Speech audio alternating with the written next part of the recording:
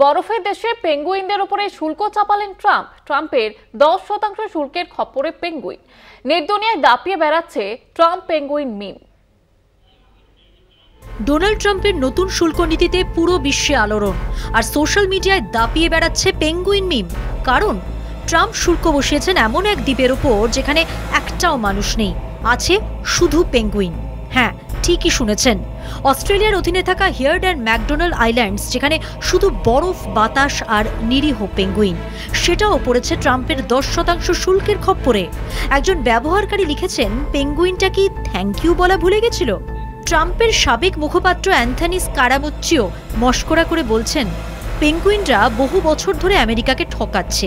আর শুধু পেঙ্গুইনই নয়, ট্রাম্প 29% শুল্ক বসিয়েছেন অস্ট্রেলিয়ার ছোট্ট দ্বীপ নরফোকেও। অস্ট্রেলিয়ার প্রধানমন্ত্রী অ্যান্থনি আলবানিজের প্রশ্ন, নরফোক দ্বীপের অর্থনীতি কি সত্যিই আমেরিকার প্রতিযোগী? আর ফকল্যান্ড দ্বীপের পেঙ্গুইনটাও রেহাই পেল না। ব্রিটিশ দ্বীপটি 41% শুল্কের কবলে, যেখানে পুরো যুক্তরাজ্যের জন্য শুল্ক মাত্র 10%। ট্রাম্প প্রশাসনের ব্যাখ্যা যাই হোক, মিমবাজরা তো আর বসে থাকবে না। সোশ্যাল মিডিয়ায় এখন একটাই প্রশ্ন, ট্রাম্প কি আসলে পেঙ্গুইনদের সঙ্গে বাণিজ্য যুদ্ধে নামলেন? ট্রাম্প বনাম পেঙ্গুইন, কে জিতবে এই শুল্ক যুদ্ধ? উত্তর জানা নেই, তবে ইন্টারনেট বলছে পেঙ্গুইনরাই জিতেছে মিম যুদ্ধ। কলকাতা টিভি।